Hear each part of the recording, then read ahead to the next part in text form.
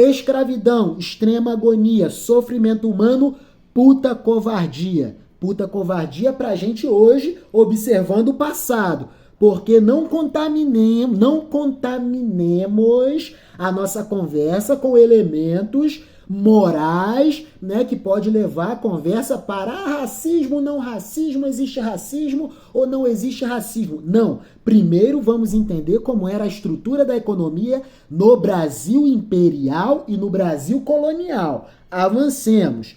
Se considerarmos que a escravidão durou mais de 350 anos e que temos pouco mais de 130 anos do fim oficial da escravidão no Brasil, e principalmente o modo como se deu o fim da escravidão por aqui nestas terras, totalmente sem o amparo de políticas governamentais para incorporar os ex-escravos ao mercado de trabalho, ao mundo da educação e ao universo da cidadania, constatamos que esse fato histórico foi determinante para a formação do nosso mercado de trabalho, das nossas cidades, da nossa industrialização, da nossa educação, da nossa organização econômica, das nossas políticas públicas e do nosso direito.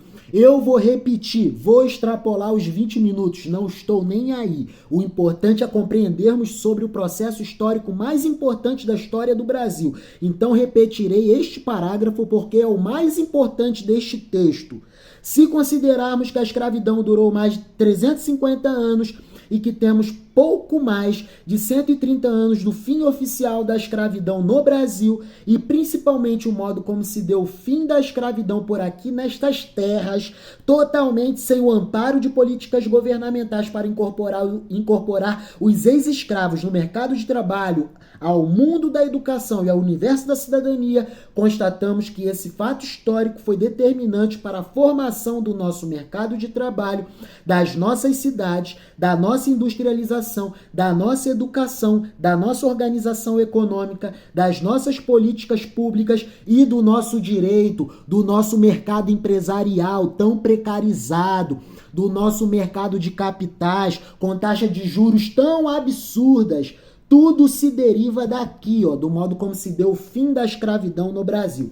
Para termos ideia do contexto social da época do fim da escravidão no Brasil, vamos consultar um trecho do livro História do Brasil, Sociedade e Cultura, de Cláudia Regina Balcati Silveira Moreira e Simone Meucci, editora Intersaberes, primeira edição 2012.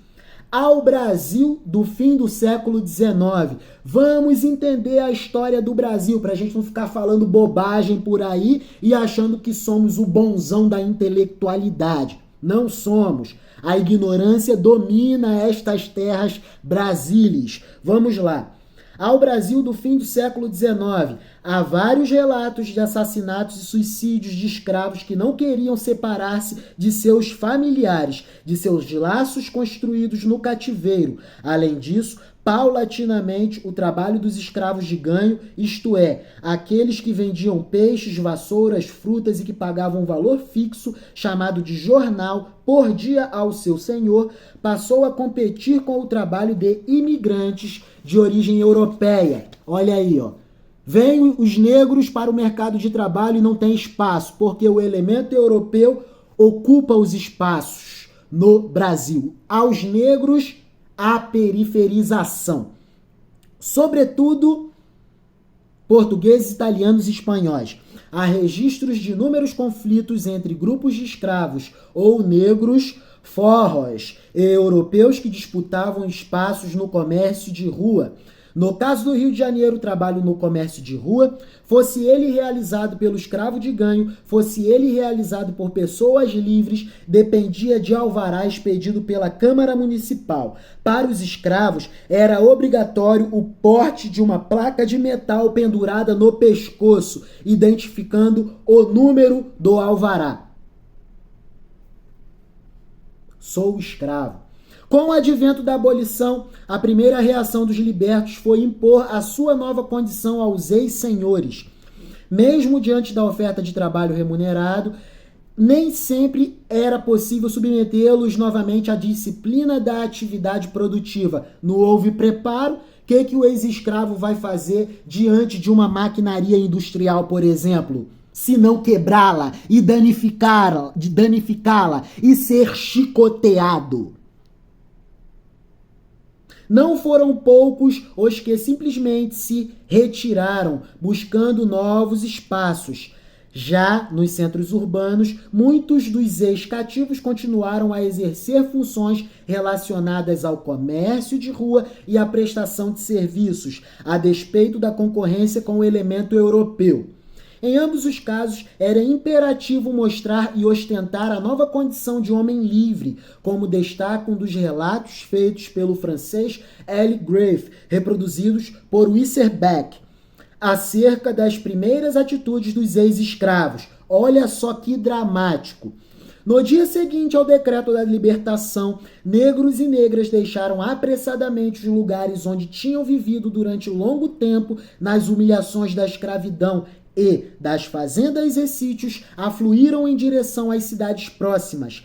Parte desses novos cidadãos livres tinha pequenas economias. Ora, seu primeiro ato foi correr às lojas de calçados. A escravidão, com efeito, não lhes dava o direito de se calçar. E parecia claro como odia a essas bravas gentes que iriam se equiparar aos seus senhores de ontem, usando como eles botas e borzeguins. O primeiro gesto da liberdade foi, então, aprisionar os pés nas formas escolhidas e, por consequência, mais ou menos adaptadas. Digo mais ou menos, mas na verdade da história... Mas a verdade da história me obriga a dizer muito menos do que mais, porque os bons pés dos bons negros, pouco acostumados a estar estreitados, protestaram com estardalhaço. E todo mundo sabe qual é a maneira de os pés protestarem. E foi o suficiente para que se visse o espetáculo mais inesperado como primeiro efeito da libertação.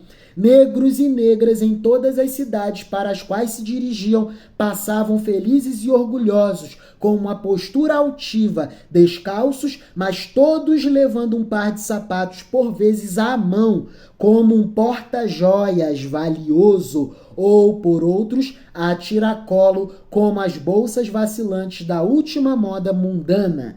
Sobretudo nas regiões rurais, essas pessoas passaram progressivamente a cultivar gêneros de subsistência que, eventualmente, lhes permitiam um pequeno excedente que era vendido nas cidades. Eram poceiros, meeiros, diaristas que, com o tempo, passaram a ser identificados como caipiras ou caboclos, pessoas de vida muito simples que, assim como acontece hoje em muitas comunidades interioranas, habitam casas construídas de forma bastante rudimentar. Avancemos para a análise de algumas vinculações entre as descrições históricas trazidas neste texto e a nossa atualidade econômica neste Brasil do século XXI. Quanto ao mercado de trabalho, negros pardos são maioria entre desocupados, desempregados e trabalhadores informais no Brasil. Pretos e pardos, que compõem a população negra do país, são a maioria entre trabalhadores desocupados, 64,2%. 64 de cada grupo de 100 trabalhadores desempregados são negros e pardos. Segundo informativo Desigualdades Sociais por Cor ou Raça no Brasil, divulgado pelo Instituto de Geografia e Estatística IBGE, Governo Federal. Atualmente, os negros pardos representam 55,8% da população brasileira. Cerca de 56 de cada grupo de 100 habitantes do Brasil são negros pardos e 54,9% da força de trabalho. Cerca de 55 de cada grupo de 100 trabalhadores brasileiros são negros pardos. Quanto à informalidade, os pretos e pardos representam 47,3% dos trabalhadores precarizados. Cerca de 47 de cada grupo de 100 trabalhadores informais precarizados são negros e pardos. Fonte: Agência Brasil, empresa brasileira de comunicação, IBC, Governo Federal. 13/11/2019. Desemprego e informalidade surrando mais fortemente as costas dos negros e pardos. Quanto às condições de moradia, A desigualdade no mercado de trabalho tem reflexos também sobre as condições de moradia, enquanto 27,9% das pessoas brancas vivem em domicílios sem ao menos o serviço de saneamento básico, coleta de lixo, tratamento de esgoto e fornecimento de água.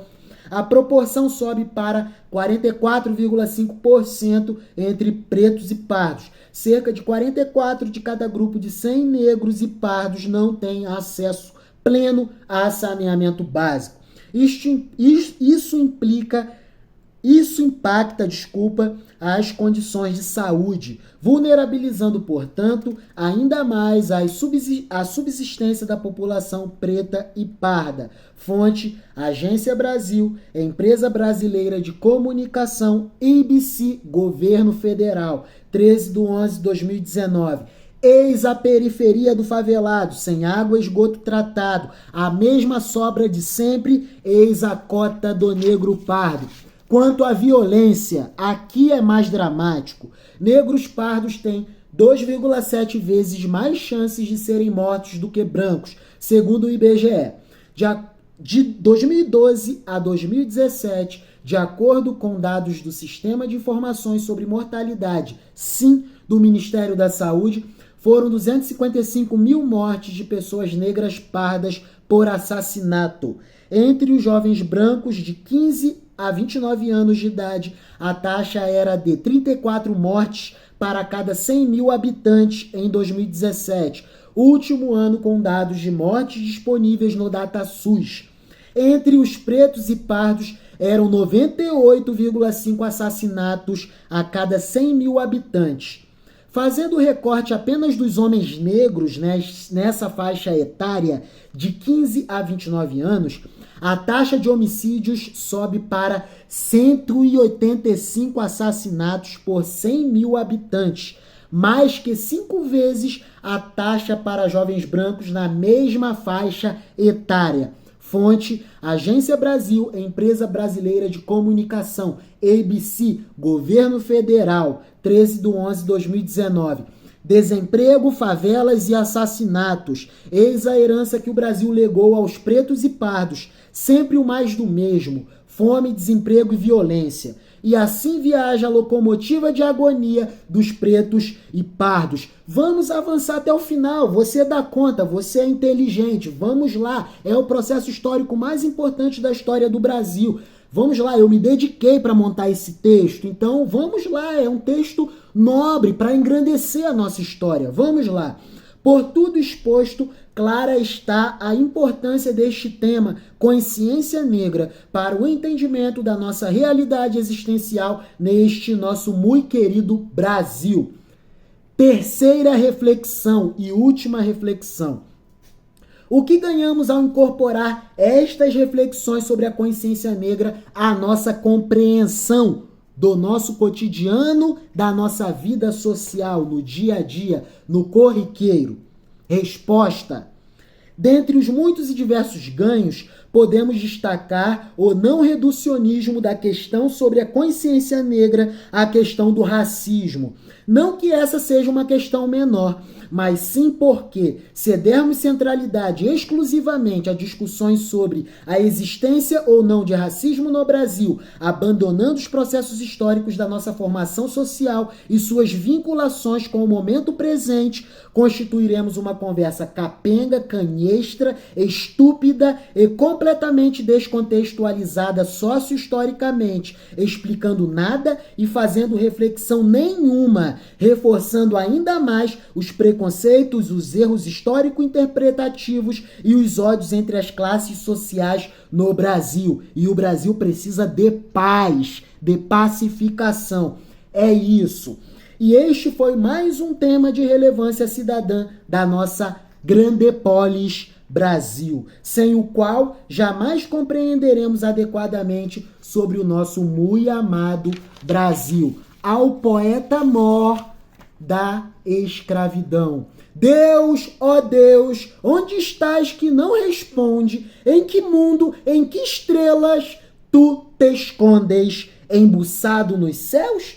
Há 2000 anos te mandei meu grito, que embalde inutilmente. Desde então corre ao infinito. Onde estás, Senhor Deus? Antônio Frederico de Castro Alves. Fontes deste texto: professor João José Reis, historiador e Instituto Brasileiro de Geografia e Estatística, IBGE, dentre algumas outras fontes citadas no curso do texto. Pós-scriptum, que é mais importante do que o scriptum. Assim como o contexto é muito mais importante do que o texto. Da escravidão, autor do poema. Não posso falar o nome do autor porque ainda é um adolescente internado numa unidade de internação socioeducativa. Mas tão logo vocês conhecerão este jovem. Então vamos às iniciais. VLPS e Senhor Rony Júnior, este que vos falo. Somos os autores desta preciosidade, obra de Deus que nos inspirou. Vamos lá. Por serem negros pardos, 56% de brasileiros são a toda hora julgados por causa de sua cor. É que mesmo depois de mais de 350 anos de escravidão, negros pardos ainda não têm reconhecido o seu devido valor. Difícil mesmo é constatar que o fim da escravidão para todos libertar não foi gesto nenhum de bondade, mas sim mera expansão de mercado para a economia inglesa alavancar. Então vamos raciocinar. Lei Áurea assinada. Mais de 1 milhão da negrada libertada, sem saber para onde ir e poder morar, muito menos em como se alimentar, é de fazer a garganta sufocar. Pobres negros pardos, aqueles ex-escravos nas periferias do Brasil jogados, sem saber ler, sem amparo nenhum de um Estado social, que naqueles tempos idos, dos 1880 findos, era Estado totalmente liberal, pela Constituição de 1824 comandado e da política social totalmente afastado. É assim que se deu o fim da escravidão no Brasil. Se você não compreende, trata logo de compreender sobre isso, porque é o processo histórico mais importante do teu país. Vou até repetir a estrofe. É de fazer a garganta sufocar. Pobres negros pardos, aqueles ex-escravos, nas periferias do Brasil jogados, sem saber ler, sem amparo nenhum de um Estado social, que naqueles tempos idos, dos 1880 findos, era Estado totalmente liberal, pela Constituição de 1824 comandado e da política social totalmente afastado. Querem que a gente lembre de coisas que aconteceram, ou melhor, não lembraremos, né? Querem que lembremos de coisas que estudamos no ensino médio, mas temos de lembrar, gente. Mas hoje a gente não lembra nem sobre o que a gente almoçou, né? Nossa memória tá etérea, líquida. Meu Deus! Vamos compreender o nosso país. Que naqueles tempos idos dos 1880 findos era Estado totalmente liberal. Assim se deu o fim da escravidão no Brasil, sem amparo nenhum do Estado, sem amortecimento nenhum do Estado federal, pela Constituição de 1824 comandado e da política social totalmente afastado. Largados no mundo foram, sim, no mundo descartados, sem política pública alguma lhes auxiliar. Periferias e favelas surgiram, nas grandes cidades emergiram, começando logo a se espalhar. Então vamos raciocinar? Por que 130 e poucos anos depois, mesmo com o fim da escravidão, negros pardos lutam ainda para ver reconhecido seu lugar?